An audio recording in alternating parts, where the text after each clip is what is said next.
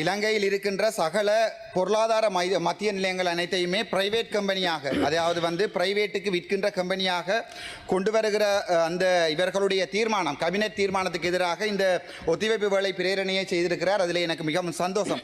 உண்மையாக வடக்கு மாநிலத்தில் எடுத்து பார்த்தால் அது மிகவும் கவலை. என்னடால் வடக்கு மாநிலத்தில் பொருளாதார மத்திய நிலையமே இல்லை.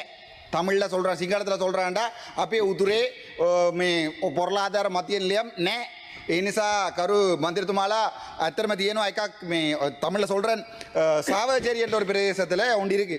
அதையும் போய் நாங்கள் இந்த ஒரு வருஷமாக உங்களுடைய அமைச்சர் சந்திரசேகர்கிட்ட சொல்லி கொண்டிருக்கிறோம், ஐயா வாங்கோ அதை பேரம் கொண்டா போய் பார்த்து அங்கே மேளதாளங்களோட உங்களோட கொஞ்சம் பாராளுமன்ற உறுப்பினர்கள் வந்து திறந்து வச்சனீங்கள்.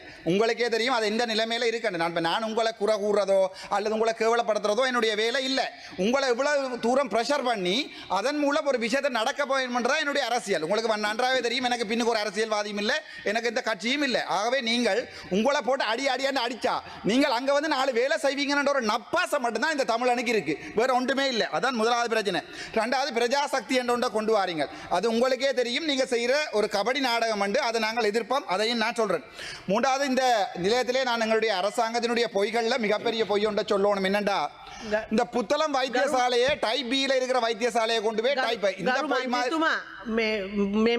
අදාළ කරුණට අදාළව කතා කරන්න අපිටනේ කියන්නේ අපි ඒක කතා කරනවා. අදාළ කරුණට දැන් ඔබතුමීට මම කතා කරන්නේ කැමති නැත්නම් මම ඉවර කරනවා. ඔබතුමීට ඕනද මම නවත්තන්නේ? මගේ ටයිමර් නේ ආස්ති කරන්නේ.